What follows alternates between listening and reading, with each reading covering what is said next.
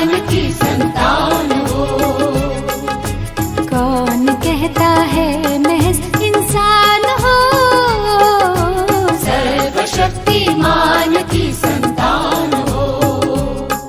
तुम सर्वशक्तिमान की संतान हो।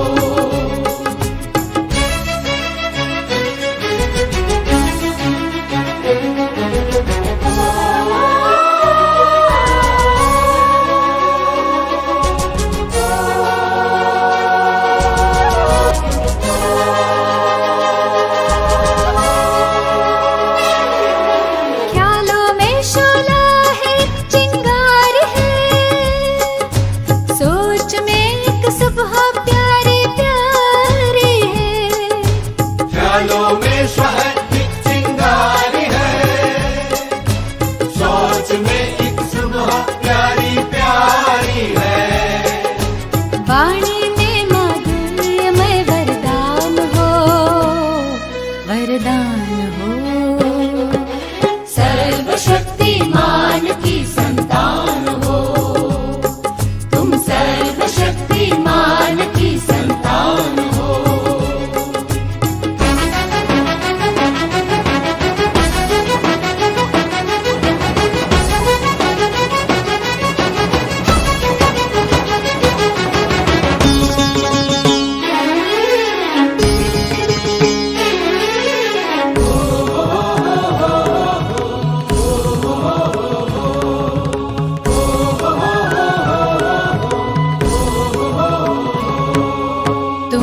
संचित स्नेह शक्ति संपदा, तुम अमर निर्भय सदा और सर्वदा।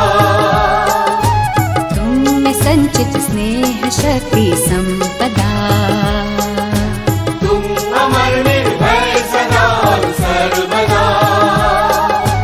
दिव्य ज्योति पुंज की पहचान हो, पहचान हो। सर्वशक्तिमान की संतान हो। तुम सर्वशक्तिमान की संतान हो।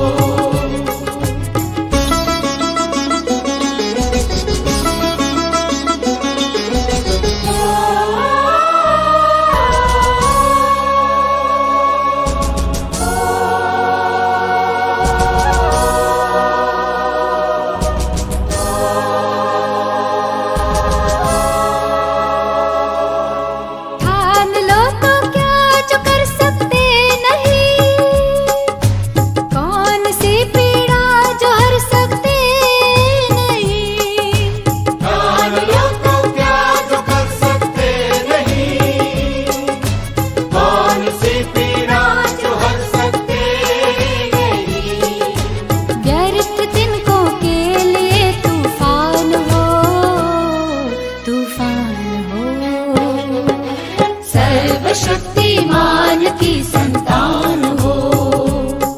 तुम सर्वशक्तिमान की संतान हो।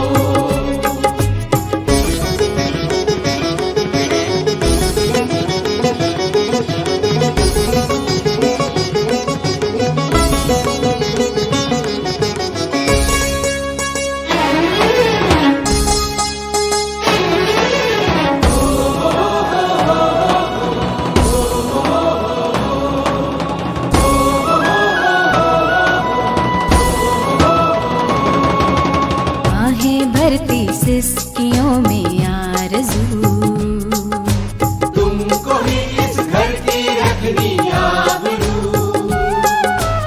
आहें भरती सिसकियों में आरज़ू, तुमको ही इस घर की रखनी आबरू। शान हो मां धरती का अरमान हो, अरमान हो। सर्वशक्तिमान की संतान हो। तुम सर्वशक्तिमान की संतान हो। कौन कहता है महज इंसान हो, सर्वशक्तिमान की संतान हो। तुम सर्वशक्तिमान की संतान हो।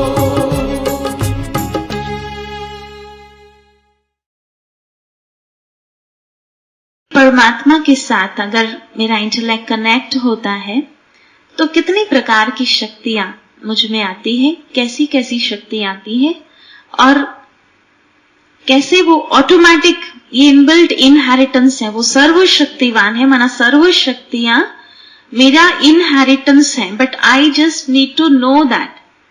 जैसे नहीं, बच्चा पैदा होते ही वारिस माना जाता है ना, even if he doesn't know कि बाप के पास बैंक बैलेंस कितना है या प्रॉपर्टीज कितनी है, बट स्टिल अगर उसी समय उसका फादर शरीर छोड़ देता है कोई भी विल बनाए बिना, तो ऑटोमेटिक हिज सन इज वारसदार, है ना। तो उसी प्रकार हम सभी वारसदार हैं इन्हीं शक्तियों के, लेकिन हम अज्ञानता में हैं, हम भूल गए हैं और इसलिए हम उस शक्तियों को यूज नहीं कर पाते हैं। तो इसलिए आज भी वो है शक्तियां हमारे में, जस्ट हमें उसको रिकॉग्नाइज करना है और फिर एक्सप्लोर करना है, फिर उसको बढ़ाना है, तब जाकर के हम प्रॉब्लम्स को फेस कर पाएंगे। ठीक है, तो ये 8 प्रकार की शक्तियां बताई हैं, जिसमें विभिन्न प्रकार की शक्तियां लिखी हुई है, जैसे सहन करने की शक्ति, पढ़ने की शक्ति, सामना करने की शक्ति, सहयोग की शक्ति, विस्तार को संकीर्ण करने की शक्ति, समेटने की शक्ति, ये सारी जैसी शक्तियां हैं। पर हम एक एक उसको ग्रेजुअली समझने को ट्राई करेंगे कि हम उस शक्ति को क्या कहते हैं, उसको कैसे हम चेक कर सकते हैं अपने आप में, और उसको बढ़ाने के लिए हम क्या कर पाएंगे। तो सबसे पहला लेंगे सहन शक्ति, बिकॉज आई थिंक बहुत कम है ना। पहले तो जो कुछ भी होता था ना तो लोग सुन लेते थे, इवन पेरेंट्स भी कुछ बोलते थे, टीचर भी कुछ कहते थे, तो बिना कुछ सामना करते लेट गो कर लेते थे, और वही सहन शक्ति थी। और आज तो कहते कि किसी को खास भी नहीं कह सकते, अगर किसी को थोड़ा भी बोला ना कि तुम इतना सा चेंज कर लो, वहां तो ब्लास्ट हो जाता है। मैंने अभी वो कैपेसिटी नहीं है रही है लोगों की कि कुछ टॉलरेट करें। और यहाँ बहुत सुंदर पिक्चर बताया है सहन शक्ति का। क्या है कि आम के वृक्ष को बच्चा मार रहा है, क्या, पत्थर, जिससे उसको आम प्राप्त हो। अभी कभी ये क्वेश्चन उठा आप लोगों को कि बच्चे नीम के पेड़ को क्यों नहीं मारते पत्थर, और आम को ही क्यों मारते हैं? नीम पेड़ में तो वेरी बीटर फ्रूट्स, हाँ, उसको लेकर के भी क्या करेंगे, और आम जबकि वेरी स्वीट फ्रूट्स, और इसलिए बच्चा उसको पत्थर मारता है। हम लोगों को चेंज नहीं कर पाएंगे, लोगों के मुख को बंद नहीं कर पाएंगे, टैप नहीं लगा देंगे, लेकिन वो जो करने हैं वो तो करने हैं। How can I survive in that situation? तो क्या है, we need to change the perception and not the people और नॉट द सिचुएशन। कई बार नहीं कहा, हमें बहुत कोई जैसे हमारे बारे में हमें डिफेम करता है या हमें क्रिटिसाइज करता है, तो अंदर से मन होता है कि ये ऑफिस छोड़ देवे, ये जॉब छोड़ देवे, ये स्थान छोड़ देवे, क्योंकि बिकॉज लोग क्रिटिसाइज कर रहे हैं, है ना। तो परसेप्शन कैसे चेंज करेंगे? See we are full of fruits, है ना, तभी तो लोग पत्थर मारने का सोच रहे हैं। आज लोगों को खुद के लिए सोचने का टाइम नहीं है। हम कहते हैं ना, अगर आप मेडिटेशन सीखो, सेल्फ रिफ्लेक्शन में बैठो, रोज 5 मिनट अपने साथ बातें करो, तो कहते हैं बहन जी टाइम ही नहीं मिलता। तो लोगों को अपने बारे में सोचने का, अपने साथ बात करने का टाइम नहीं है, और उसमें इतने बिजी स्केड्यूल में they are thinking about us. So it's nice thing, no, कि नहीं, अच्छी बात है ना, क्योंकि उनको तो नहीं चेंज कर पाएंगे, we can change our perception. तो ये है कि हम फ्रूट से लग, और इसलिए लोग पत्थर मार रहे हैं, बाकी और कोई रीजन नहीं है पत्थर मारने का। और दूसरा कि जो टॉलरेट करता है ना, वही अप्रिशिएट होता है। आप कुछ नहीं करो और ऐसे ही अप्रिसिएशन आपको मिल जाएगा, ये थोड़ी चलेगा। जैसे नहीं, वो कहते हैं कि एक बार एक ही फैक्ट्री से सारा मार्बल लाया गया, एक मंदिर को बनाना था, कंस्ट्रक्ट करना था, तो सारा मार्बल एक ही फैक्ट्री से लाया गया। अभी जैसे मार्बल डिफरेंट वे में, क्योंकि पूरा ही मंदिर उससे बिल्ट हो रहा था, चाहे उसके स्टेप्स हो, चाहे उसकी मूर्ति है, चाहे उसका कार्विंग है, जो कुछ भी है वो उसी मार्बल से बनाना था। और बड़े बड़े रॉक्स आए थे। तो अभी जैसे वो मार्बल आया और जो वो शिल्पकार था वो बनाना शुरू करता है, उसको घड़ना शुरू करता है, तो जैसे ही वो पहला ही हथौड़ी मारता है ना, वहां तो वो पत्थर चिल्लाता है माना वहीं पर टूट जाता है। तो कहते ये नहीं चलेगा मूर्ति बनाने के लिए, उसको साइड में हटा देते हैं। फिर दूसरा रॉक लाया गया, दूसरा एक उसका बड़ा सा मार्बल का वो लाया गया स्लैब। फिर उस पर वो शिल्पकार ने बनाना शुरू किया। तो थोड़े टाइम तक तो वो चुप रहा, लेकिन फिर वो भी चिल्लाना शुरू किया, वो भी टूट गया, उसको साइड पर हटा दिया। फिर तीसरा स्लैब लाया गया, फिर उस पर वो कार्विंग करना शुरू किया। काफी हद तक वो चुप रहा, सहन किया, लेकिन फिर सहन नहीं हुआ उससे, फिर उसने चिल्लाया, फिर टूट गया, फिर उसको हटाया गया। और फिर फोर्थ स्लैब लाया गया और उस पर वो कारीगर काम करना शुरू किया, शिल्पकार ने। सारे ही घाव उसने सहन किए, सारे ही हथौड़े पड़े उस पर, थोड़े छोटे पड़े, बड़े पड़े, सब कुछ हुआ, उसको काटा गया, उसको शेप किया गया, उसको हर प्रकार से छोटे से छोटे अंग पर उसको ठोका गया और सब कुछ हुआ। वो चुपचाप सहन करता रहा and finally it was like complete. अभी ये चारों ही पत्थर को अलग अलग स्थान पर यूज तो करना था ना, क्योंकि खरीद कर लाए थे, तो ऐसे थोड़ी वो फेंक देंगे, तो इसलिए हर एक को यूज करना था। और इसलिए जो लास्ट समय तक चुप रहा वो बना मेन मूर्ति। पूरे मंदिर की जो मेन मूर्ति थी वो बनी, कि जिसको दूर दूर से लोग आते थे और बड़ी श्रद्धा से नतमस्तक होते थे जिसके सामने। उसके नेक्स्ट जिसने काफी हद तक सहन किया और फिर टूट गया, वो बना वो मालूम है, जो आप सारे स्टेप्स चढ़ करके फाइनल पर आते हो ना, तो उस स्टेप पर कोई पांव नहीं रखता, नतमस्तक होता है, लेकिन उसको जंप मार के जाता है। वो मंदिर, वो पत्थर वहां लगाया गया, क्योंकि थोड़ी बहुत कार्विंग हुई थी उस पर। और वो जो पत्थर होता है ना, वो अच्छे से कार्व्ड होता है, पर जिस पर पांव लोग नहीं रखते, उसको जस्ट ऐसे ही क्रॉस करते हैं। तीसरा था जो उसे कम सहन करने वाला था, वो था फर्स्ट स्टेप का पत्थर, जहां लोग अपने जूते निकाला करते थे और वहां जूते उतार करके फिर ऊपर चढ़ लेते थे। जूते भी वहां निकालेंगे और थोड़ा सा बिल्कुल टच नहीं करेंगे, बिकॉज वहां इतना मिट्टी मिट्टी भी होती है, तो इसलिए थोड़ा सा झुक करके जस्ट बो डाउन करेंगे और चल देंगे। पर जो चौथा था, जिसने उस समय एक भी टूल को सहन नहीं किया और पहले ही टूल में जैसे चिल्लाना शुरू कर दिया, वो बना एक, पता है मंदिर में एक साइड में पत्थर होता है जिस पर सारे लोग जाकर के श्रीफल फोड़ते हैं।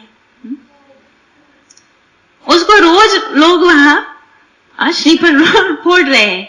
एक बार सहन नहीं किया तो ना रोज लोगों की सुन रहा है वो, और फिर कंप्लेन करता है कि एक को मिलने के लिए दूर दूर से आते हैं, हम सारे एक ही फैक्ट्री में बन रहे हैं, हम सारे वहीं से लाए गए, ट्रांसपोर्टेशन हुआ, हर एक के लिए पेमेंट हुआ, same payment was for the each and every slab. लेकिन फिर भी एक की वैल्यू इतनी क्यों बढ़ गई कि लोग उसको पूजन करते हैं, और एक है कि मेरे सिर पर रोज फोड़ रहे हैं नारियल। What was the difference? Just चुप नहीं रहना सीखे हम, और वही चुप रह सकता है जो इंटरनली बहुत हार्ड हो। सॉफ्ट पत्थरों का काम नहीं है। हाँ, वो मूर्ति तभी बनती है when it's very hard stone, और हार्ड स्टोन को ही वो कैपेसिटी होती है कि वो छन्नी और हथेड़ों को बेयर कर सके, है ना। So we need to be very hard from inside and very soft from outside. ऐसा नहीं लगता? जिसको मैं हमेशा कहती, it's a mango personality. Mango personality क्या होती? और एक होती है coconut personality. Choice is yours. दोनों अच्छे हैं। मैंगो पर्सनालिटी क्या है, बाहर से इतना सुंदर दिखाई देती है मैंगो, जो खाने की इच्छा भी हो, इतना स्वीट, इतना ज्यूसी, सब कुछ अच्छा लगता है बाहर से, लेकिन इंटरनल इट्स वेरी हार्ड। पर कोकोनट क्या, बेचारा फल अच्छा है, उसका नाम ही है श्रीफल, ना अच्छा फल, श्रेष्ठ फल माना गया है, लेकिन उसको बाहर से देखो इतना हैरी, इतना गंदा, उसको फिर निकालना पड़ता है, उसके वो डी शेप्ड चीजों को निकालो, फिर हार्ड शेल्फ आता है, इतना हार्ड बाहर से, अंदर से बड़ा nice water, sweet water and very healing water. जब कोई इंजरी होती है तो कहते हैं इसको नारियल पानी पिलाओ, तो हील भी करेगा, स्वीट भी लगेगा, खाने को अच्छा भी लगता है, लेकिन बाहर से लुक ही ऐसा है कि पसंद नहीं आएगा। So you have to check yourself, which personality I am. एक है कि बाहर से हम when human relations में हम लोग आते हैं ना, it's always a mango type personality. Because लोग आप अंदर क्या हो वो नहीं देखते हैं, लोग यही देखते हैं कि आप बाहर कैसे हो और कितने स्वीट हो, कितने अच्छे हो, कितने आकर्षक हो। नॉट आकर्षक in the form of the सुंदरता, पर आकर्षक in the way you speak, the way you present yourself, the way you speak with others, the way you deal with others. यही तो एक ह्यूमन रिलेशन मेंटेन करता है। And we all are social animals, social beings. तो हम लोगों को छोड़ करके नहीं रह सकते हैं, लोगों के बीच में रहने, लेकिन ये भी नहीं तो इतना स्वीट के लोग खाया ही करें, लेकिन इतना हार्ड भी होना चाहिए। हम अपने डिसिप्लिन पर, अपने वैल्यू सिस्टम पर इतना स्ट्रांगली हम वर्क कर सके। कोई भी व्यक्ति हमारे इंटरनल, हमारे फेथ को, हमारे डिसिप्लिन को, हमारे सिद्धांतों को हिला नहीं सके। इतना तो स्ट्रांग होना ही चाहिए इंसान को, और वही पर्सनालिटी रूल करती है, सक्सेसफुल जाती है। Is it clear? सहन शक्ति। और इसलिए single line definition of tolerance power is to give best under any situation. कोई भी सिचुएशन हो, आप उसका बेस्ट आंसर कर सको। That's your tolerance power. लोग सहन शक्ति को कैसे यूज करते? सहन भी करेंगे और रोते भी जाएंगे, हमेशा मेरे कोई सहन करना पड़ता है, मुझे ही लोग सहन करने के लिए मजबूर कर देते हैं, क्या मैं सहन करती हूँ इसलिए लोग मेरे पर ज्यादा प्रॉब्लम्स थोपते हैं। अभी ये शक्ति दिखाई देती है या कमजोरी दिखाई देती है? It's the lacking of tolerance power, it's not this tolerance power. और इसलिए कहा कि tolerance power is again the second definition is to absorb the effect of a situation before to break down. कोई भी सिचुएशन आपके life में परिस्थिति आती है, उसका जो प्रभाव है उस परिस्थिति का, उस प्रभाव को आप एब्सॉर्ब कर सको अपने आप में, टूट जाने से पहले। और इसलिए कहते हैं कि ये एक अर्थिंग का काम करता है सहन शक्ति। कितना भी बड़ा कड़ाका आपके लाइफ में आ जाए, द लाइटनिंग, बट अर्थिंग होगा, उसमें क्या होगा, लेकिन जस्ट विद इन फ्रैक्शंस वो एब्सॉर्ब कर सकेगा। And that's the tolerance power. So not to like talk about it, the situations, क्यों हुआ, कैसे हुआ, ये थोड़े होना चाहिए, इसके बदले ऐसा ही होता तो अच्छा होता। No, whatever, how में नहीं जाओ, how it happened, but कौन सा how? Now what can I do? जो भी है वो सामने आ चुका है, अभी मुझे क्या करना है। और हम अपने बच्चों को भी क्या सिखाते हैं एग्जाम में के लिए, क्या सिखाते हैं कि जब भी क्वेश्चन पेपर आए तो कंप्लेन नहीं करना कि ये सिलेबस में नहीं था, ये तो बताया नहीं, ये तो सिखाया नहीं प्रोफेसर ने, ये तो कोई बात हमने पढ़ी नहीं है। ऐसी थोड़ी बातें पूछनी चाहिए। पर क्या कहते, जितना भी आता हो अच्छे से अच्छा लिख दो विथ स्टेबिलिटी ऑफ माइंड। डरे बिना, कंफ्यूज हुए बिना जितना आता है। बिकॉज चाहे वो एग्जामिनर क्या सुपरवाइजर जो भी बैठा है, आप कंप्लेन करोगे तो सुनेंगे, कहेगा भी चुपचाप लिखो, बिकॉज 3 आवर्स में तो कंप्लीट करना है। आप कंप्लेन में ही चले जाएंगे, वो एग्जाम का टाइम तो चला जाएगा, तो मार्क्स कैसे मिलेगा? जो आता था वो भी तो रह जाएगा। Always take a life as an exam. कोई भी सिचुएशन आती है, पहले जो किसी ने पढ़ाई नहीं होती है कि इसमें कैसे हम बाहर निकल सकते हैं, है ना, पर उसमें क्या करो, जितना हमने पढ़ा है लाइफ में अप्लाई कर दो, वहां जितना कर सको उतना कर दो। Best way you get the marks. Okay, चलिए मूव। क्लियर है ना सहन शक्ति क्या है। दूसरी है समाने की शक्ति, और इसलिए उसका एग्जाम्पल जो दिया है, समाने की शक्ति का एग्जाम्पल है कि सारे नदियों का पानी कहां समाता है? सागर में। सागर ने कभी चिल्लाया कि नाउ इट्स इनफ, इतने सालों से बह बह करके जो भी किचड़ा बिचड़ा जो भी आया, जो भी जिसने भी रिवर में जो भी डाला वो सारा उठा उठा कर ले आती है, अभी एक भी बूंद नहीं एक्सेप्ट होगा। कहा कभी सागर ने? कीचड़ा लाई, गंद लाई, जो कुछ भी लाई, जितना पानी लेकर के आई, सागर ने ऑलवेज एक्सेप्ट किया। And that's the vastness of ocean. हम भी तो सागर के बच्चे हैं ना, भगवान के बच्चे हैं, वो तो सागर है, हम उसके ही बच्चे हैं। And that much vastness is needed. और वो तभी होगा जब हमने कल भी सुनाया था, वी आर वन फैमिली। और इसलिए एक्सेप्ट करो जो भी व्यक्ति है आपके सामने, आपके लाइफ में, आपके डीलिंग में, आपके कम्युनिकेशन में, क्योंकि ऐसे ही लोग आपको नहीं मिले हैं। 700 करोड़ में से only few people are coming in front of you, and दूसरों को आप नहीं जानते हैं। तो वो जो भी जितने भी आ रहे हैं, वो क्यों आ रहे हैं? You have some accounts with those person, positive या negative, लेकिन वो जैसे भी है, जिन भी नेगेटिविटीज के साथ हैं, जस्ट आने दो, उसको एक्सेप्ट करो। क्योंकि जब तक हमने ये एक्सेप्ट नहीं किया ना, ये एक्सेप्टेंस नहीं सीखा लाइफ में, तो प्रॉब्लम किसी और को नहीं होना है, प्रॉब्लम में तो हम ही होंगे।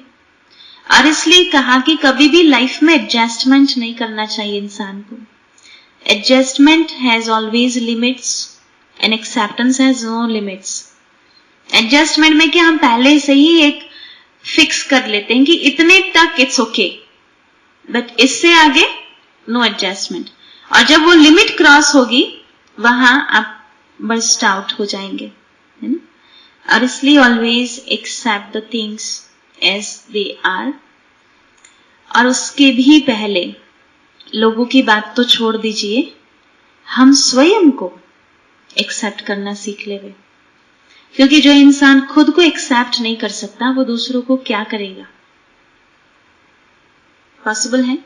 और इसलिए सामने यही कहा जाता है कि those who can respect the self, they only can give respect to others and receive respect from others. If I am not able to respect myself, तो दूसरे क्या करेंगे? और फिर आप डिमांड करते जाओ, ये मेरे को तो पूछता ही नहीं है, मेरे को मान ही नहीं देता है, मेरी कोई वैल्यू ही नहीं है। आएगा डिमांड से। आप जितना डिमांड करते जाएंगे ना, उतना आपको कम मिलना है।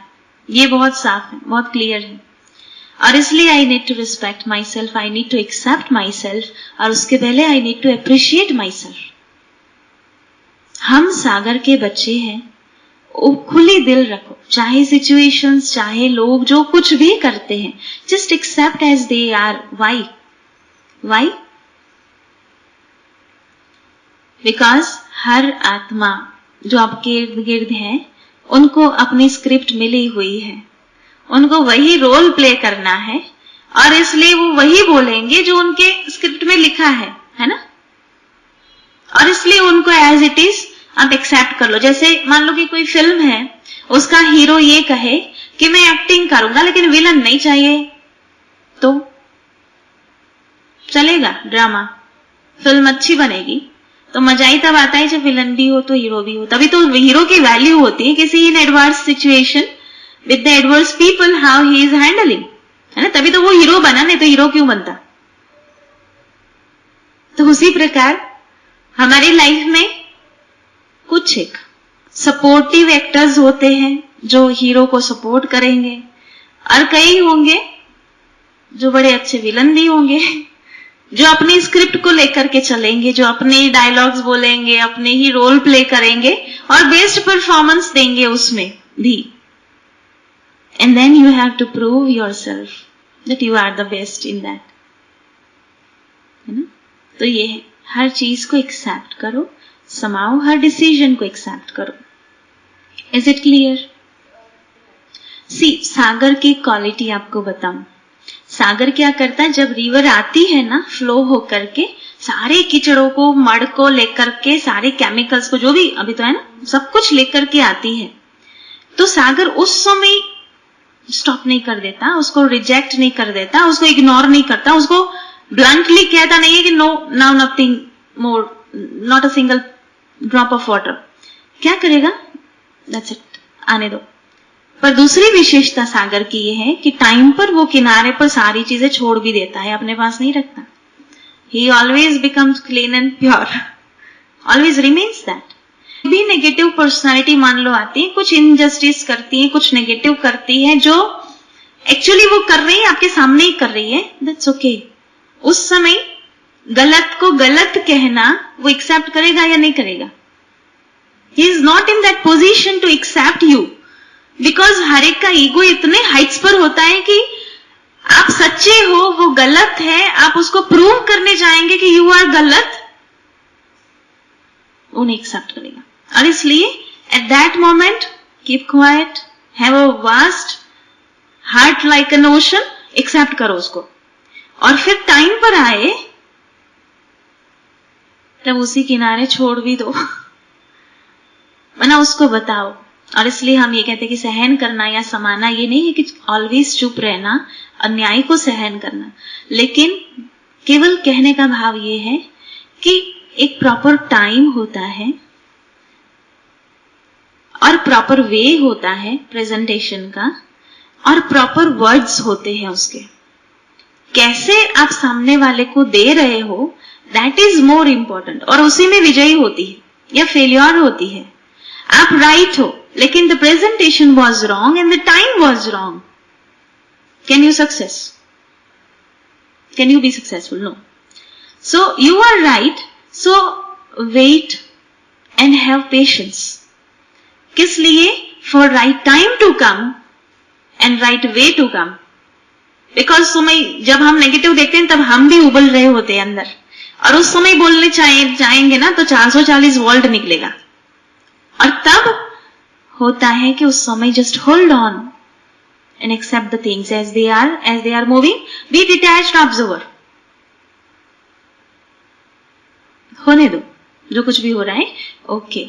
और फिर टाइम चेंज होगा ना तो आपका वोल्टेज भी डाउन होगा, उसका भी डाउन होगा, and both have that capacity to share the things and not blame the things. उसी समय आप करेंगे ना तो वो ब्लेम लगेगा उसको और वो एक्सेप्ट नहीं करेगा. लेकिन उसी और एक गिव अ हेल्दी शेयरिंग कि देखो उस समय आपने ये किया था, टाइम पर बोलना ही चाहिए, कहना ही चाहिए. And that's why. और इसलिए दूसरा आता है उसके साथ की एक एडिशनल, और इसलिए कहा ना कि ये सारी एक दूसरे से मिली जुली शक्तियां हैं. एक आएंगे ना तो दूसरों को भूल करके आएंगी. और इसलिए दूसरी शक्ति है परखने की शक्ति. मैंने आपको टाइम पर डिस्क्रिमिनेट करना पड़ेगा कि अभी बोलना है या नहीं बोलना है, ये राइट है या ये रॉन्ग है. You need to discriminate, differentiate. You need to analyze the things, because without analysis you can't discriminate the things. So we need to discriminate the person also and the situation also and the what he is doing also. परखना पड़ेगा ना. अगर मान लो कि वो जिस व्यक्ति के साथ आप डील कर रहे हैं, आपने अगर परखने में धोखा किया, और इसलिए बहुत अच्छा उसका बताया है, एक डायमंड मर्चेंट बताया है, वो हमेशा परखता है क्या? The diamonds. Okay. On what basis? They have this particular the magnifying glass. Special glass होता है कि जिसको रख करके वो ग्लास के आधार पर चेक करेंगे। ग्लास में क्या दिखाई देगा? इट्स अ मैग्नीफाइंग ग्लास कि जो उसमें कितने फ्लोज हैं, कितने दाग है वो बताएगा, और जितने दाग अधिक उतनी डायमंड की वैल्यू कम।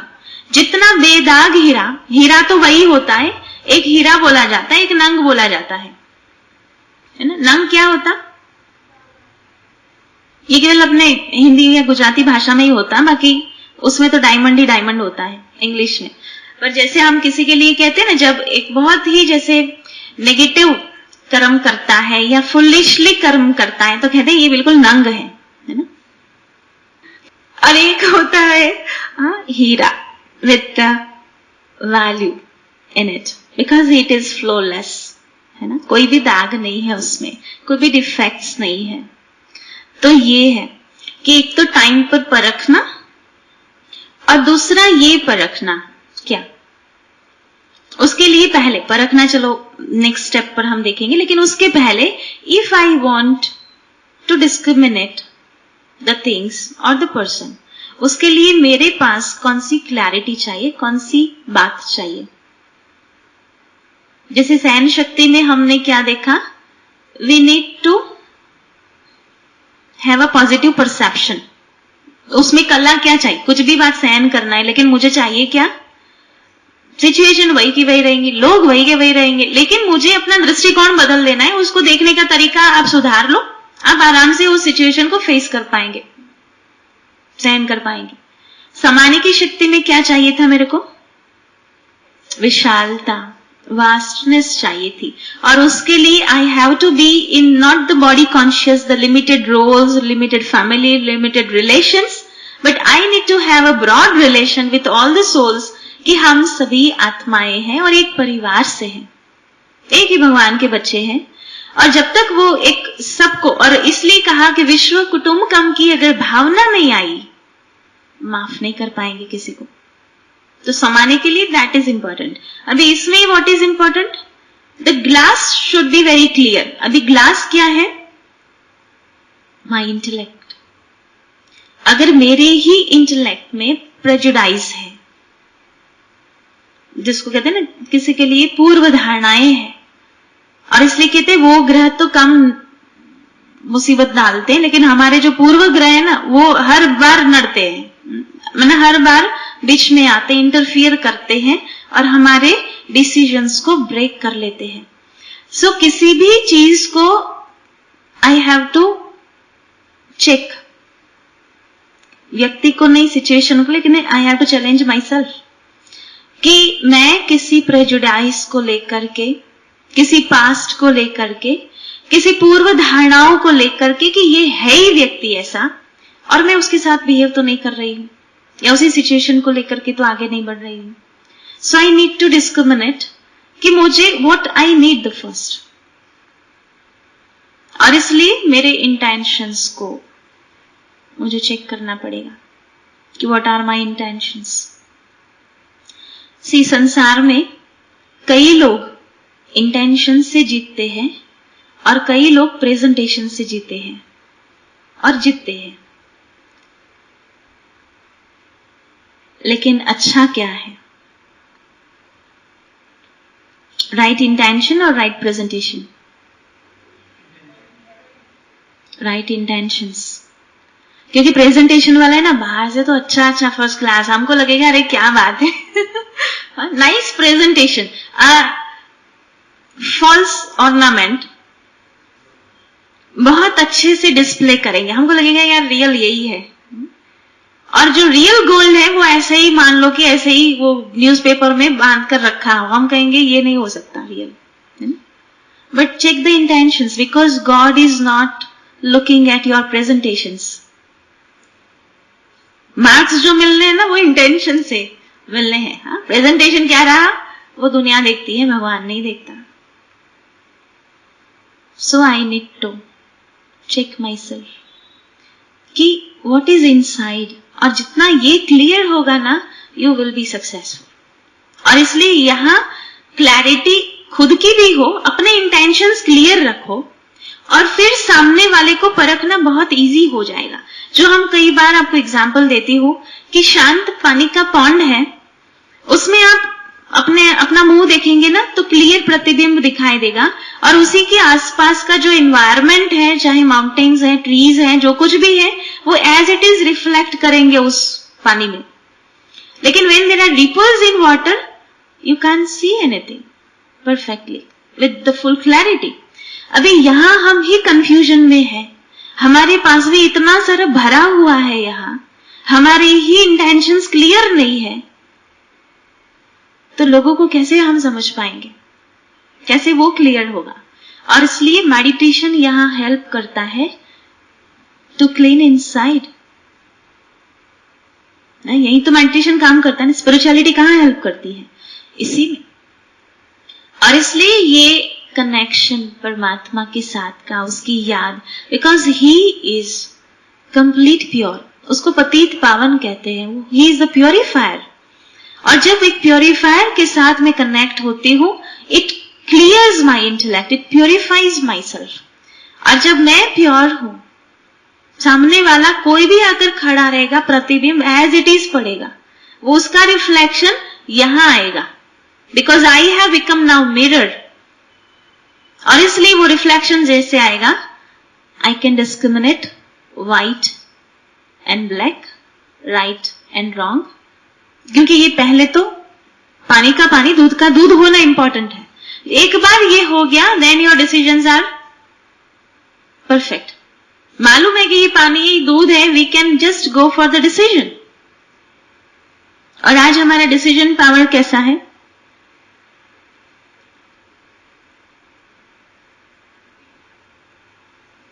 केवल एक पार्टी में जाना हो ना, तो कौन सा ड्रेस पहनो ना, वो भी डिसाइड नहीं कर पाते हैं, है ना। 2-3 को पूछना पड़ता है, ये पहनो या नहीं पहनो, कैसी लगूंगी, है ना। और इसलिए आई ऑलवेज टेल कि निर्णय किसको लेना है। मान लो आपने 10 लोगों को पूछा कि ये ड्रेस कैसा है, एक सिंपल बात है, एक बहुत रॉ, जो डे टू डे लाइफ में we are facing all this. आपने 10 लोगों को पूछा, वो 10 को पूछने के बाद भी डिसाइड किसको करना है, because 10 first you have just no opinions, just your opinion, now you have 10 opinions, और उसमें भी डिसाइड तो आपको ही करना है कि 10 में से मुझे किसको फॉलो करना है, because 10 have their different perceptions, different way of thinking, different choices, different interest, और इसलिए वो अपने इंटरेस्ट से आपको बताएंगे कि ये यही अच्छा है, यही पहन लो। कोई बोलेगा नहीं नहीं ये ठीक नहीं है। So who have to decide then? I. So don't waste time. You are the perfect one for judgment, because आपसे अच्छा आपको कोई नहीं पहचानता संसार में, जितना आप स्वयं को पहचान सकते हो, जान सकते हो, रियलाइज कर सकते हो, है ना। So we don't need for the different opinions. पर वास्तव में हम क्यों लेते हैं opinions? क्योंकि हम जो पसंद कर रहे हैं ना, उसको जस्टिफिकेशन चाहिए किसी और का, और वो जस्टिफिकेशन मिल जाए ना 1-2 से, फिर गाड़ी शुरू वो गलत भी हो सकता है, वो रॉन्ग, वो राइट भी हो सकता है। सो क्या करना चाहिए? और इसलिए जब भी डिसीजन या जजमेंट की बात आती है ना, we always have that picture in front of us. It is always a balance. हमेशा एक वेइंग मशीन होता है। निर्णय करने की बात आती है तो हमेशा it's a weighing machine. Why weighing machine? उसकी क्या विशेषता है? बैलेंसिंग। एक भी और झुके गलत डिसीजन, और इसलिए you need to have balance. किस में बैलेंस? Love and law. केवल लव के आधार पर आपने डिसीजन लिया, रॉन्ग डिसीजन। केवल सिद्धांतों को ही देखा, प्यार बार की नाम निशान नहीं है, माना सॉफ्टनेस नहीं है, वो फीलिंग नहीं है, वो इमोशंस नहीं है, और जस्ट सिद्धांत ही सिद्धांत लाइफ में, अगेन वो डिसीजन भी wrong. So balance between love and law. We need balance in each and every situation. और बैलेंस कब कहा जाएगा कि ये बैलेंस है? तो उसका जो बीच का जो नीडल होता है ना, वो एग्जैक्ट बीच में हो और स्टेबल हो जाए, तब मानेंगे कि now it's a perfect balance, है ना। यहां भी परमात्मा क्या कहते हैं? When our needle of intellect is straight, ऊपर ठीक से कनेक्शन में हो और स्टेबल हो उसमें, then and then only we can be in balance, otherwise no। कि कहां भी थोड़ा भी झुके ना, हार जाएंगे और मर जाएंगे। झुकना क्या है? झुकाव। और इसलिए कहा कि जहां अट्रैक्शन होगा ना, वहां फेलियर 100% है, 100%।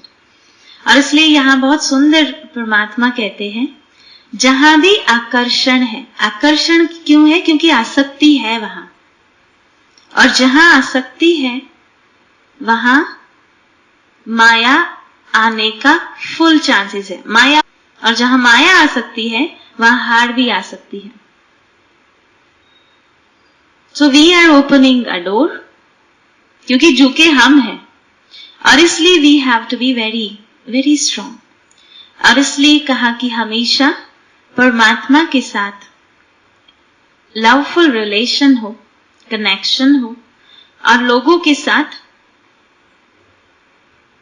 बड़े लवफुल चलना पड़ेगा। ऑलवेज सिद्धांत, क्योंकि थोड़ा भी आपने सिद्धांतों को लूज किया आपने, वो आपके सिर पर चढ़ जाएंगे। कहते हैं ना, अंगुली देंगे ना किसी को, वो पूरा हाथ खींच लेंगे आपका।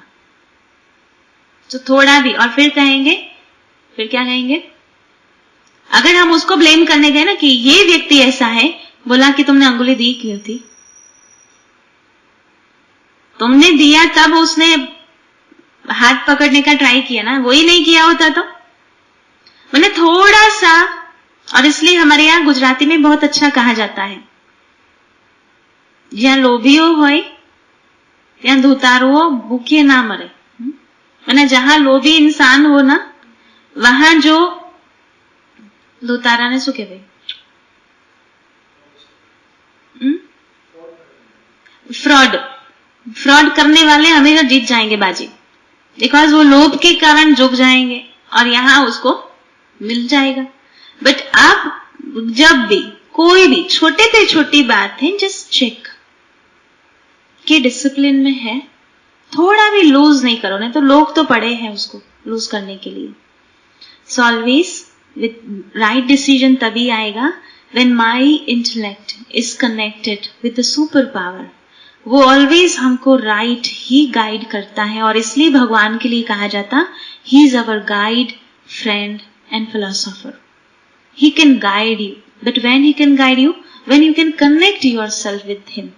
अदरवाइज वो कैसे गाइड करेगा? जैसे ही मैंने इसलिए कल भी बताया था कि जैसे ही आपकी बुद्धि कनेक्ट हुई उससे, दूध का दूध पानी का पानी, ऑन द स्पॉट।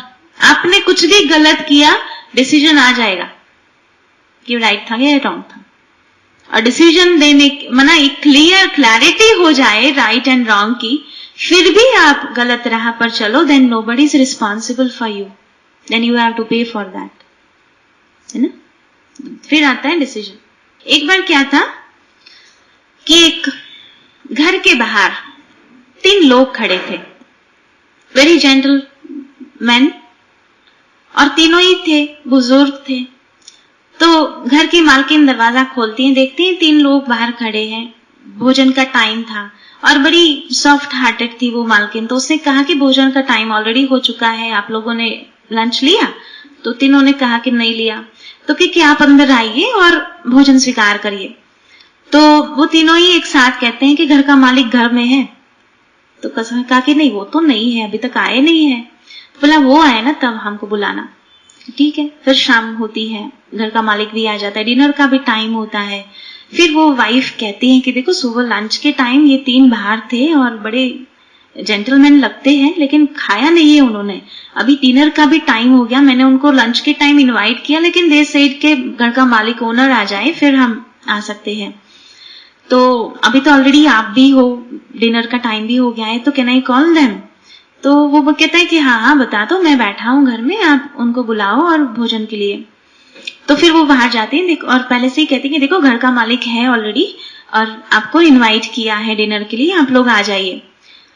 तो बोला कि नहीं हम नहीं आ सकते हैं। तो बोला क्यों नहीं आ सकते? तो बोले कि देखो हम 3 में से एक को ही बुला सकती हो। तो बोला अच्छा ठीक है, तो मैं क्या नाम जाकर अपने हस्बैंड को बताऊं कि भाई किसको बुलाना है? तो एक ने कहा कि सी आई एम वेल्थ, मैं धन हूं, और दूसरे को इंट्रोड्यूस करता है कि ये सफलता है, ये सक्सेस है, और तीसरे को इंट्रोड्यूस करता है कि ये लव है। अभी 3 में से एक को ही आप बुला सकते हैं। तो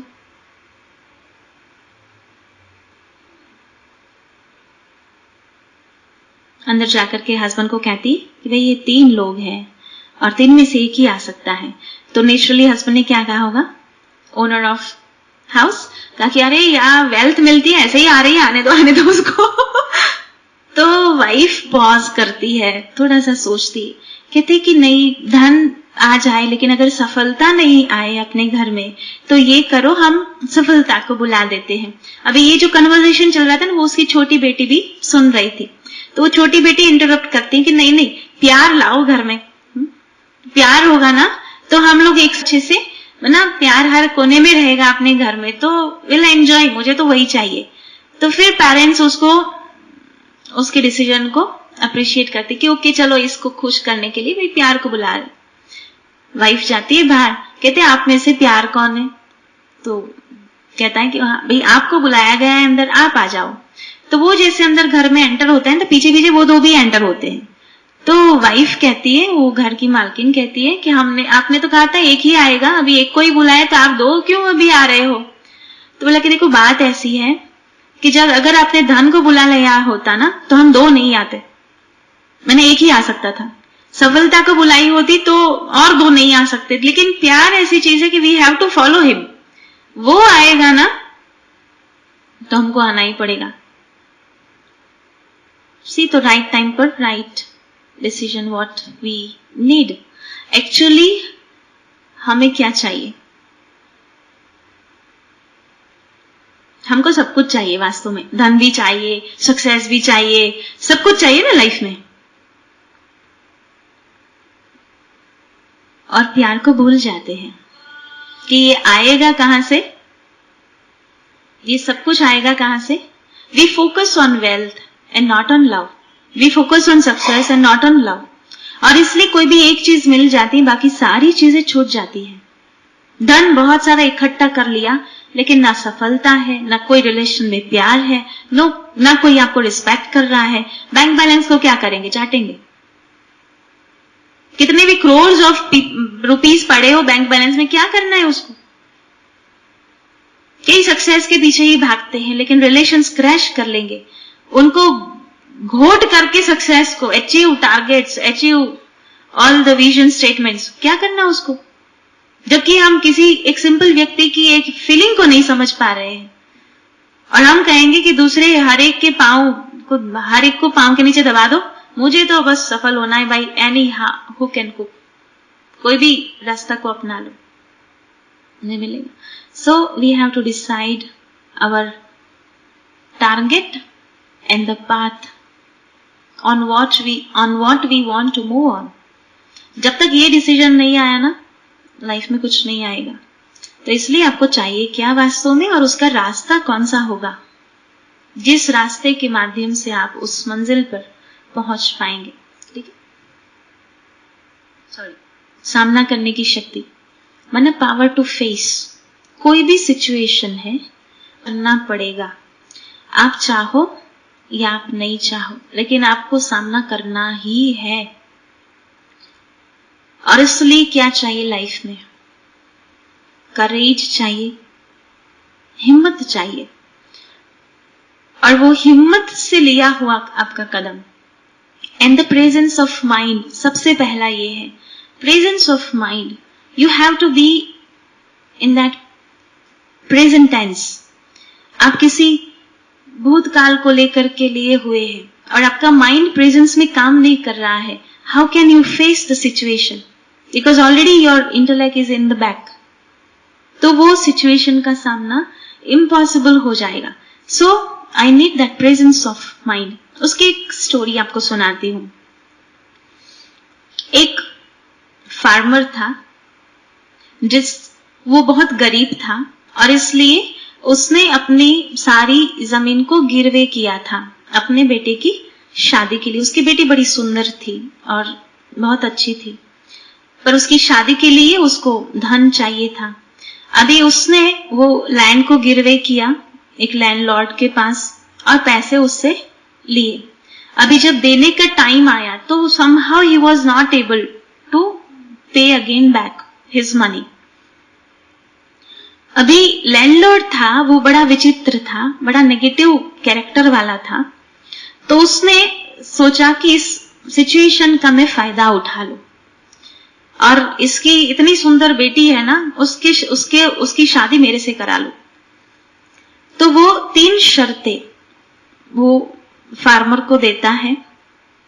कहता है कि या आपकी बेटी मेरे से शादी करेगी तो तुम्हारी सारी पैसे की वसूलात मैं माफ कर लूंगा. अगर वो आपकी बेटी मना करती है शादी करने के लिए तो तुम जेल में जाओगे, मैं तुम्हारे सामने कंप्लेन कर दूंगा.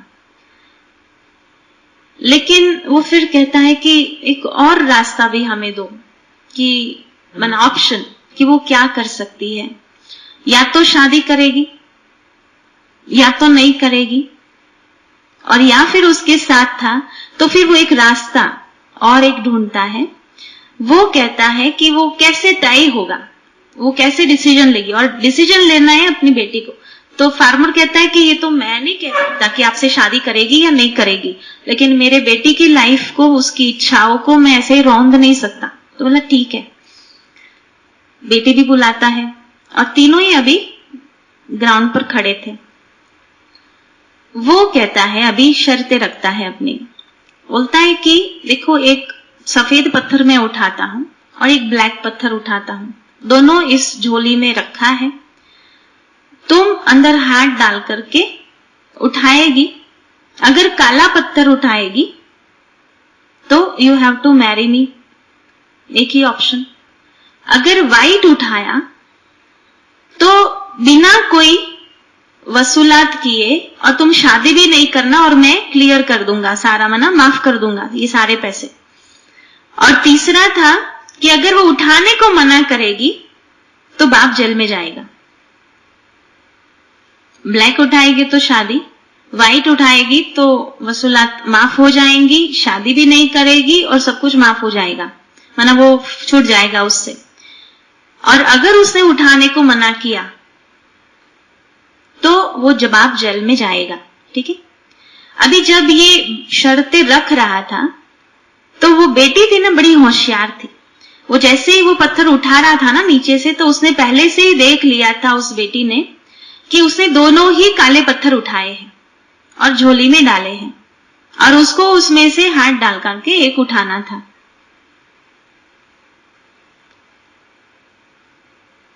She has to face the situation. कैसे करेगी?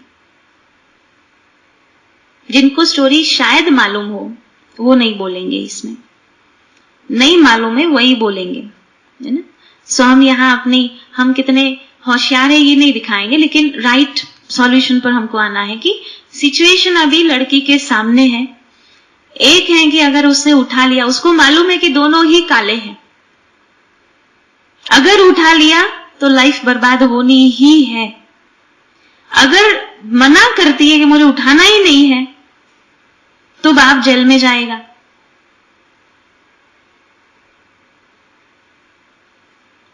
तो she have to take a decision, और उठाना ही है, ये कंपल्शन है अभी उसके सामने. तो वो क्या करेगी? उसको तो केवल झोली में हाथ रख करके एक उठाना है, जबकि उसको मालूम है कि दोनों ही काले अंदर डाले हुए हैं. उसको मालूम है, पर एक ही उठाना है. कंडीशन ही ये है, एक ही उठाना है. क्योंकि मना करो, या तो ब्लंटली वो मना करे कि मेरे को उठाना ही नहीं because you are a cheater, तो भी वो तो जाएगी जेल में, उसका बाप तो जाएगा जेल में. और दोनों उठा लिया तो वो तो वही सिद्ध हो जाएगा ना कि दोनों काले ही थे. How one can face the situation. तो वो क्या करती है, अंदर से उठाकर केक ऐसे ही फंबल कर देती है, जैसे बाहर निकला पत्थर और नीचे गिर गया। अभी नीचे तो बहुत सारे पेबल्स पड़े थे तो मिक्स हो गया, तो बोला कि अरे सॉरी सॉरी मेरे से तो गिर गया पत्थर। तो बोला कि गिर कैसे गया, वो लैंडलॉर्ड कहते तो क्या उसमें क्या सिंपल सॉल्यूशन है ना, आप देख लो अंदर कौन सा पड़ा है, जो बाकी का होगा वो गिर गया बाहर। अभी अंदर कौन सा था, ब्लैक था, सो गिरा तो कौन सा था, वो व्हाइट था। अभी वो लैंडलॉर्ड कह नहीं सकता कि वो भी ब्लैक था, क्योंकि खुद चीटर है, वो सिद्ध हो जाएगा। तो इसलिए ना वो सत्य बात कह पाया और उसको माफ भी करना पड़ा, बिकॉज व्हाइट वॉज आउटसाइड, तो व्हाइट ही उठाया है। सी सेंस चाहिए उस समय, फिर बल भी काम नहीं करता, लेकिन राइट टाइम पर राइट अंडरस्टैंडिंग क्रिएट होना कि सिचुएशन को ऐसे हैंडल करो कि बाप भी सेफ रहे, वो भी अपना झूठ भी उसको मालूम चल गया कि मैंने जो किया वो इसको मालूम है, और फिर भी वो विन भी हो गया। That's the power to face the situation.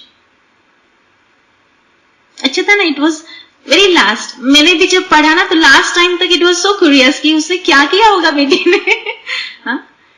और इतना इजीली जैसे गलती में, और वो भी बोल दिया कि सिली मिस्टेक, क्या करें नीचे गिर गया पर कोई बात नहीं, है ना। तो ये है कि एट राइट टेम्पर ये राइट जजमेंट तभी आएगा। उसकी एक विशेषता यहां चाहिए पावर टू फेस करने के लिए, you have to be detach, you have to be detach, you have to learn this skill. Because मान लो कि अभी वही सिचुएशन को हम सामने लाएंगे, अगर बेटी इमोशनल हुई होंगी तो उसने क्या डिसीजन लिया होता कि भाई शहीद कर दो अपनी लाइफ को, बाप को बचा लो। इतना पैसे वो कहां से लाएगा, ना ही वो ना वो अपने बाप को देख सकती है जेल में जाने के लिए, बिना सोचे, भले वो जानते हुए जानबूझकर अपनी लाइफ को वो बर्बाद कर सकती थी। इमोशनल तो यही सोचते हैं कि अभी मैं मर जाऊंगी, भले ये तो बाप तो बच जाएगा, पर नो इमोशनल फेसिंग। बट वो कब ये कर पाई, when she was detached. Detached माना it's a game, you have to take a decision and you have to be a winner. जब तक वो स्पिरिट नहीं आएगा, स्पोर्ट्समैन स्पिरिट और द डिटैच फीलिंग, तब तक सॉल्यूशन नहीं मिलता। बिकॉज जैसे ही हम इमोशनल में आए ना, हमारी सारी सोचने की ना ब्लॉक हो जाती है, बिकॉज इमोशनली कभी इंसान राइट डिसीजन नहीं ले सकता। ठीक है, सो न्यारापन, डिटैच होना and see the thing, the situation as a game and you have to become a winner, ये भी है साथ में। तो how you will play the game, अगर वो गेम के फॉर्म में आ जाएगा ना सिचुएशन, तो it will be very easy to face the thing. यहां जो बताया है ना, वो सोल कॉन्शियस को लेकर के बताया है। जब कोई इंसान, सभी के लाइफ में कोई सबसे क्रिटिकल सिचुएशन वही आती है कि जब नियर एंड डियर कोई शरीर छोड़ता है ना, इट्स द वर्स्ट सिचुएशन कि इंसान कोई सामना कर पाए उसको। और इसलिए उसमें ये बताया है कि जो भी शरीर छोड़ने वाला इंसान है वो आत्मा है, उसका शरीर गया है। लेकिन when I am soul conscious and not in a body conscious, because when I am in body conscious I have attachment, और जहां अटैचमेंट होगा, जहां डिटैच में नहीं कर पाएंगी अपने आप को, उससे मैं सामना नहीं कर पाएंगी इस सिचुएशन को। लेकिन उस समय I have to understand the reality of the life कि we all are alone in this world. अकेले आए थे, अकेले ही जाना है, कोई साथ में नहीं रहना है, और इसलिए और कोई भी मरता भी नहीं है। It's just the physical body is going, but the soul is there eternally. So I have to respect the soul and not the body. If I am attaching myself with the body, तब फिर अनबैरेबल वो situation हो जाएंगी और सामना नहीं कर पाएंगे। और उसी समय बैलेंस ऑफ माइंड चाहिए फेस करने के लिए सिचुएशन, अपने आप को। दूसरा है सहयोग की शक्ति, पावर टू कोऑपरेट। और इसलिए यहां गोवर्धन पर्वत दिखाया है कि हर एक अंगुली देगा ना, करना कितना है, सारा एक को ही नहीं उठाना है, लेकिन हर एक सपोर्ट करेंगे ना एक एक अंगुली का, तो क्या होगा, कितना भी बड़ा टास्क होगा ना, वो निकल जाएगा, कर पाएंगे। लेकिन करना क्या है? जस्ट सपोर्ट करना है। और सपोर्ट कैसे करेंगे? सहयोग के लिए इट्स नॉट कि पहले वो देवे फिर मैं दूं। We don't have to wait for anyone to cooperate. Just पहले आप अपना हाथ एक्सटेंड करो, लोग ऑटोमेटिक अपना हाथ देंगे। एक सिंपल एग्जांपल, और उसके लिए सहयोग के लिए क्या चाहिए? कौन सा गुण चाहिए? ह्यूमिलिटी चाहिए, बहुत नम्रता चाहिए। थोड़ा भी ईगो होगा ना, वो थोड़ा तो सपोर्ट करे। अरे 1% तो करे, 99% आई एम देयर। पर पहले अब इसको उल्टा कराना है। मैं 99% सहयोग दूंगा, उसको देना हो तो भले 1% दे देवे, बाकी दैट्स ओके। उसके लिए एक सिंपल साइकोलॉजी, जैसे मान लो कि ये हॉल है और उसमें एक ही चेयर है और आप और एक दूसरा व्यक्ति एंटर हुआ है, दोनों को बैठना है एक ही चेयर पर, चेयर एक ही है, क्या करेंगे? मान लो कि एक कुर्सी है और आप दोनों ही एंटर हुए, आप प्यार से पहले बोल दो, आप पहले बैठ जाओ, पहले आप बैठ पाएगा? वो कितना भी इगोइस्ट हो, उसको ये हो कि मेरे को ही बैठना है, पर उसका पांव नहीं उठेगा, बिकॉज आपने पहले बोल दिया ना कि लो आप बैठ लो। वो क्या कहेगा? नहीं आप बैठ जाओ, भले इच्छा हो नहीं हो उसको पर उसको कहने के बाद, मतलब कहने के लिए भी कहना पड़ेगा कि नहीं कोई बात नहीं, आप बैठ जाओ। Then will come to the solution कि ओके चलो पहले आप बैठ लो, फिर भले मैं बैठ जाऊंगी। मतलब कोई शेयरिंग की बात आएंगी, लेकिन पहले आप कर दिया ना, मीन्स हम्बल। आप सहयोग देंगे, उसको नहीं देना होना सहयोग, he is compelled to give you cooperation. But first आपको उठाना पड़ेगा, स्टेप आपको उठाना है, फिर उसको he is bound to give a cooperation. और इसलिए परमात्मा बहुत सुंदर कहता है, थोड़ा सा झुक लो संसार को झुकाने के लिए। लेकिन अगर आप अकड़े रहे, संसार उठाकर फेंक देगा आपको, है ना? So you have to be थोड़ा सा हम्बल, सहयोग दे दो, और ये सहयोग उसको दोबारा याद रहता है, हमेशा याद रहता है। उसको नहीं भी देना हो ना सभी के बीच में, तो भी ही हैज टू। ठीक है, तो कोऑपरेशन के लिए पहला हाथ हमारा उठना चाहिए, फर्स्ट इनिशिएटिव मुझे लेना है। और यही बात है बहुत बड़े विश्व परिवर्तन के लिए, जिसको परमात्मा बहुत सुंदर एक स्लोगन में कहते हैं, स्व परिवर्तन से विश्व परिवर्तन। आप विश्व का नहीं सोचो, भगवान कहता कोई बात नहीं, मेरे कार्य में वो संसार को परिवर्तन करने आया है ना, मुझे और कोई सहयोग आपका बहुत नहीं चाहिए, केवल एक अंगुली का सहयोग चाहिए कि मैं बदल जाऊंगा। हर एक ये सोचे ना कि अगर मैं बदल जाऊंगा तो संसार बदला हुआ ही है ना। पर हम क्या कहेंगे, वो तो बदले, पहले देखे तो सही कितने बदलते हैं, फिर सोच लेंगे और वो भी फिर देखेंगे, फिर भी गारंटी नहीं है कि बदल जाएंगे। हाँ, तो इसलिए ये है कि I have to change first. और इसलिए हमेशा सदैव याद रहे, कोई भी सिचुएशन लाइफ में आती है, ताली दो हाथ से ही बजती है, एक हाथ से कभी ताली नहीं बजी है। It's always both the hands and then the voice is there, noise is there. तो कुछ भी चीज हमारे लाइफ में उठी है और आवाज कर रही है, माना वी बोथ आर रिस्पॉन्सिबल, सामने वाला भी रिस्पॉन्सिबल है, आई एम ऑल्सो रिस्पॉन्सिबल। सो मुझे क्या करना है, इतना सहयोग देना है इस सिचुएशन कि मैं नहीं लगाऊंगी ताली, आवाज नहीं उठा, दूसरा कितना भी ट्राई कर ले थक जाएगा, छोड़ देगा कि अरे ये तो सपोर्ट ही नहीं कर रहा है, रॉन्ग साइड में कह रही हूं। इन दैट वे भगवान ने ये भी कहा है, जैसे मान लो कि कोई अपनी कमजोरी को छोड़ नहीं पा रहा है, जैसे किसी को क्रिटिसाइज करने के इतना संस्कार पड़ा हो, किसी के भी सामने किसी का भी वो बोलता ही रहेगा, अभी ये संस्कार है उसका, and you want to help him, सहयोग देना है उसको, तो क्या करेंगे? तो परमात्मा ने बहुत सुंदर एक वाणी में कहा था कि मान लो कि कोई डांस कर रहा है और आप उसको पीठ दे करके बैठे हो, मानो उसके सामने देखते भी तक नहीं हो, और वो अकेला डांस करता ही जा रहा है, कितना टाइम नाचेगा? आधा घंटा नाचेगा, घंटा नाचेगा, फिर आप ही शांति से बैठ जाएगा। सिंपल है ना? So don't cooperate. Not to cooperate is cooperating him to get rid of the weakness.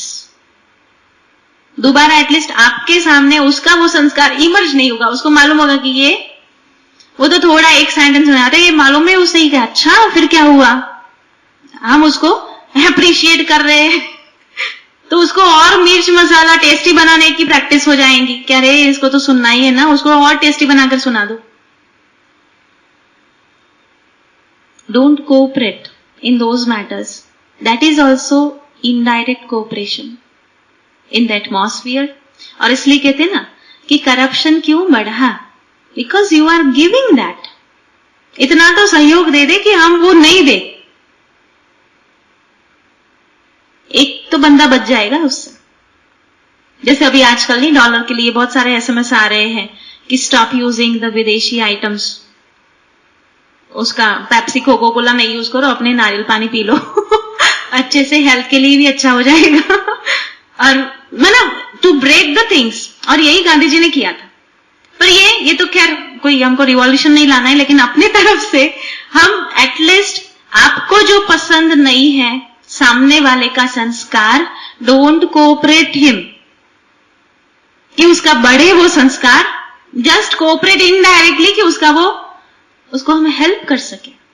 जैसे किसी को नहीं, जैसे छोटा बच्चा है, उसको क्या चाहिए, अटेंशन चाहिए सभी का, इसलिए जोर जोर से चिल्लाएगा, बहुत कुछ करेगा और सारे उस पर अटेंशन खींचेंगे। अभी उस पर ध्यान ही नहीं देंगे, वो चिल्ला चिल्ला करके क्या करेगा। उसका जो संस्कार है ना जिद करने का, ऑटोमेटिक वो समझ जाएगा कि कुछ यहाँ बननी नहीं है, कुछ भी मिलना नहीं है, कितना भी रो लो, कितनी भी जिद कर लो, कुछ नहीं होना है इनको, वो जिद करना छूट जाएगा उसका। See, this is also cooperation. So what I have to do in any situation, first be clear, आपको सहयोग कैसे देना है, wrong way में या right way में। If you want to give in a right way cooperation, then think what will be the remedy for that. आप क्या उठाएंगे कदम उसके लिए, ठीक है। विस्तार को संकीर्ण करना, अर्थात जिसमें कछुआ दिखाया है, और आपने देखा होगा महादेव के सामने हमेशा कछुआ है, और ये योग का बहुत अच्छा एग्जाम्पल है। कछुआ क्या करता, जब खाना पीना हो, कर्म करना हो तो कर्म इंद्रियों को बाहर निकालेगा, और जब खाना पीना नहीं ना, कुछ काम नहीं करना है, तो समेट करके बैठ जाएगा, जैसे एक पत्थर पड़ा है समेट लेना। We need to learn this thing कि जहां आपको काम करना है, you use your intellect, your कर्म इंद्रिया and everything, नहीं है तो क्या करो, उसको समेट करके संकीर्ण करके बैठ जाओ, सारी चीजों से हटा करके आपका डिस्ट्रैक्शंस जो भी हो रहा है वो सारा समेट करके देन कॉन्सेंट्रेट इन वन। तो विस्तार को फैलाना भी आना चाहिए, संकीर्ण करना भी आना चाहिए।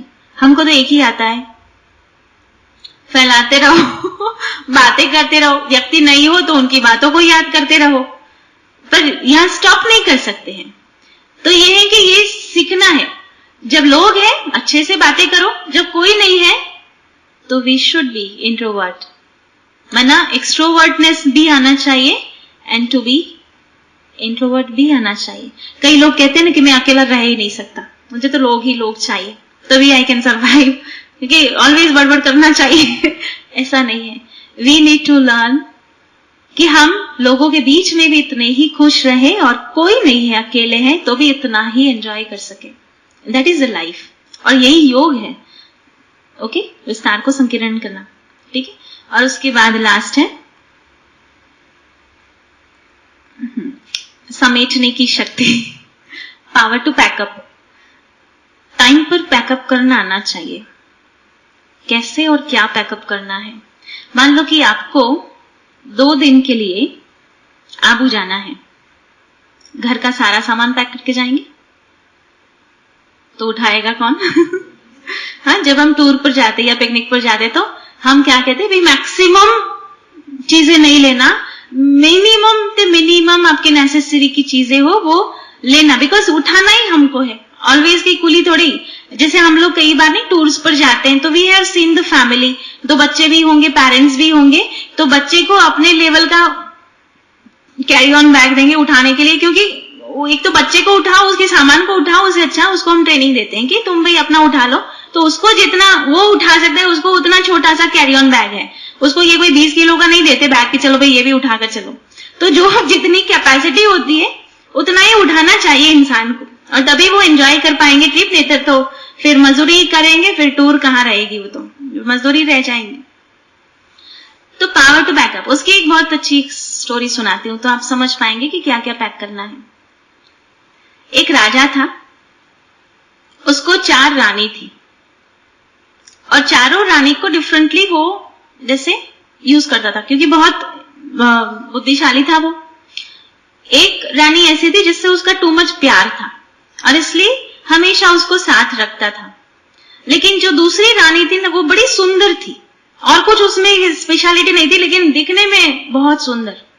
और इसलिए वो क्या करता था, जब उसको दूसरे राज्य में जाना होता था ना, जब भी, तब वो सुंदर रानी को लेकर जाना था। मुझे मालूम चले किसी रानी तो बड़ी फर्स्ट क्लास है, तो इसलिए वो उसको लेकर के जाता था। तीसरी थी रानी, वो दिखाव में इतनी सुंदर नहीं थी, लेकिन बुद्धि बड़ी सुंदर थी उसकी। कोई भी एडवर्स सिचुएशन राजा के पास आ जाए, raja used to share with that queen, क्योंकि वो बहुत शार्प थी और बहुत इंटेलिजेंट थी, ऑलवेज उसको सॉल्यूशंस देती थी। और इसलिए जब भी प्रॉब्लम्स आता था ना, तो राजा उसी के पास जाता था। और चौथी थी ना, वो बिल्कुल अप्रिय रानी थी उसकी, कभी बुलाता ही नहीं था उसको, लेकिन फिर भी उसके महल में रहती थी और उसकी ही रानी थी। अभी टाइम जाता है, बीतता है, वो बूढ़ा होने को आया और बीमार भी हो गया, और उसको लास्ट मालूम चल गया कि अभी तो जाना है संसार छोड़ करके। अभी वो सोचता है कि कौन सी रानी मेरे साथ आएगी। तो एक जो बहुत ही उसको प्रिय थी, कहता कि हमेशा मेरे साथ रही है, अंग संग रही है, हर कर्म हमने साथ किए हैं, तो वो तो आएंगी साथ में। तो उसको पहले प्यार से बुलाता है, जिससे टू मच प्यार भी था उसका। तो उसको बुलाता है और कहता है कि देखो अभी तो मेरी अंतिम यात्रा की तैयारी करनी है, अब तो मैं चलूंगा, तो आप आएंगे मेरे साथ। तो उसने तो बिना सोचे, एक सेकंड भी नहीं लिया सोचने को, फट से मना कर दिया कि नो, जो है वो आप थे तो बात और थी, बाकी मैं आपके साथ तो नहीं चल सकती। फिर सोचता है कि चलो ये भी तो एक जर्नी है ना, अंतिम यात्रा भी तो यात्रा ही है।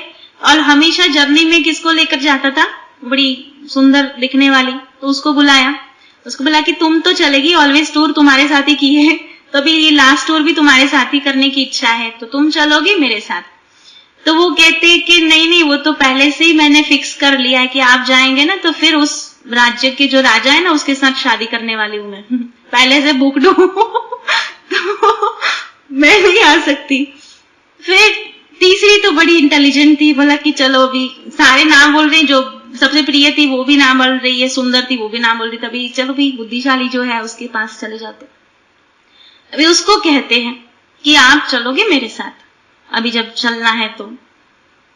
अभी वो तो थी बुद्धिशाली, वो कहते कि राजा क्यों नहीं, मैं जरूर आऊंगी, लेकिन क्या है कि आधे रास्ते तक आ सकती हूँ, फिर पूरा रास्ता तो तय मुझसे नहीं होगा आपके साथ। So half the way I can be. अभी होशियार है ना भी नहीं बोला, हाँ बोला, लेकिन कोई काम का नहीं वो आधे तक तो छोड़ देंगी। फिर अभी देयर वाज नो स्कोप राजा के पास, अभी तो चौथी को ही बुलाना था जो बिल्कुल अप्रिय थी उसको। अभी चौथी को बुलाया और राजा कहता है कि अभी अंतिम यात्रा पर जा रहा हूं, तो सोचा कि आपको ले जाऊं साथ में। फिर वो रानी कहती है कि कोई बात नहीं, मुझे इस लायक तो समझा कि चलो लास्ट जर्नी पर तो आप ले जाएंगे, अभी तक तो कभी बुलाया नहीं मेरे को, पर फिर भी अपने रानी के रूप में रखा है, तो मैं अपना पत्नी धर्म जरूर निभाऊंगी और आपके साथ चलूंगी। वो फिर चलती है राजा के साथ। ऐसे आत्मा राजा को भी 4 रानियां हैं कौन सी? सबसे पहली शरीर, जो बहुत प्रिय है आत्मा को, बहुत प्रिय है। सारे कर्म किससे किए? इसी रानी से किए। जब जाने का टाइम आएगा वो कितना साथ देंगी, यहीं का यहीं छोड़ देंगी, ना, जहां बैठे हैं एक्ट वही सेकंड छोड़ देंगी। दूसरा जो सबसे प्रिय है ना, उसी को लेकर के तो बहुत कुछ हमने किया, लेकिन वो एक सेकंड भी साथ नहीं चल रही है। दूसरी रानी जो दूसरों को दिखाने के लिए अच्छी सी कार, अच्छा सा बंगला बनाया, गाड़ियां लाए, प्रॉपर्टी बनाई, ये तो दूसरों को दिखाने के लिए ना कि हमारे पास BMW है, हमारे पास इतना अच्छा सा बड़ा सा बंगला है, 10 कमरे हैं, बेडरूम है, और बड़ी आलीशान बंगला गार्डन के साथ। वो दूसरी रानी पहले से ही कॉन्ट्रैक्ट में लिखी हुई होती है कि मेरे जाने के बाद गाड़ी बड़े बेटे को मिलेगी, बंगला इसको मिलेगा, पहले से ही बुक्ड पार्टीशन होता है उसका, तो वो तो साथ में कुछ भी नहीं चलना है। जो दूसरों को दिखाने के लिए जितना भी हमने किया वो कुछ भी साथ में नहीं चलना है, वो ऑलरेडी दूसरों के लिए होता है। तीसरी रानी जो बड़ी बुद्धिशाली थी, वो हमारे रिलेटिव्स। जब भी मुसीबत आती है ना, तो वी गो फॉर सलाह के लिए, कंसल्ट करने के लिए, सपोर्ट के लिए, जहां हम रिलेटिव्स के पास जाते हैं, तो वो आएंगे। कब तक आएंगे? शमशान घाट तक आएंगे, वहीं पर छोड़ करके वापस आ जाएंगे, अभी जाओ आगे खुद अकेले। तो वो तो आधे तक आएंगे, फिर छोड़ देंगे, और उसमें भी कितने ही कंधे बदलते रहेंगे, तो उठाता कहाँ है लास्ट टू एंड तक। और चौथी रानी है जो बिल्कुल हमारी अप्रिय है, वो है हमारे अच्छे कर्म। जिन अच्छे कर्मों के प्रति कभी ध्यान नहीं दिया हमारा कि हमको कुछ करना चाहिए अच्छा, वरना स्पेशल अटेंशन देकर कुछ नहीं किया, हो गया तो हो गया, भूल से सामने आ गई तो आ गई, नहीं तो कोई विशेष कोई आकर्षण नहीं था उसको बुलाने का। लेकिन चलेगा कौन साथ में? वही अच्छे कर्म चलने हैं, अच्छे संस्कार चलने हैं, अच्छे वैल्यूज चलने हैं। और इसलिए कहते हैं आत्मा संस्कार लेकर जाएंगी दूसरे में, बाकी तो सारा यहीं पर छूट जाएगा। अच्छे विचारधारा, संस्कार क्या है? एक अच्छी धरोहर, जो अच्छा कर्म किया है तो उससे वो अच्छे संस्कार ऑलरेडी अंदर इम्प्रिंट है, वही साथ में चलने हैं। So I need to always give an attention कि मुझे क्या जरूरत पड़ेगी on the way of my life. और ये केवल उसी समय काम आते हैं, दूसरी जर्नी में ऐसा नहीं है। It's always there with you, जो ऑलवेज आपको काम में लग सकते हैं। और इसलिए कहते हैं ना, आपके अच्छे वैल्यूज कभी भी आपको डिग्रेडेड पोजीशन पर नहीं लाएंगे। दुश्मन को भी जीतने के लिए, वो कहते हैं ना रामायण में, कहने का भाव कि कितने भी वर्स्ट सिचुएशन में आप हो ना, आपको निकालेगा कौन? ऑलवेज आपके वैल्यूज, आपके सिद्धांत हमेशा आपका सिर ऊंचा रखेंगे, किसी भी कीमत पर आपका सिर डाउन नहीं करने देंगे।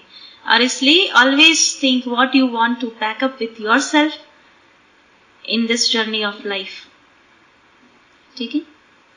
सो सबकी जरूरत है, चारों ही रानी को बैलेंस में संभालो, लेकिन अटेंशन उस पर रखो जो परमानेंट आपको साथ देना है। ठीक है?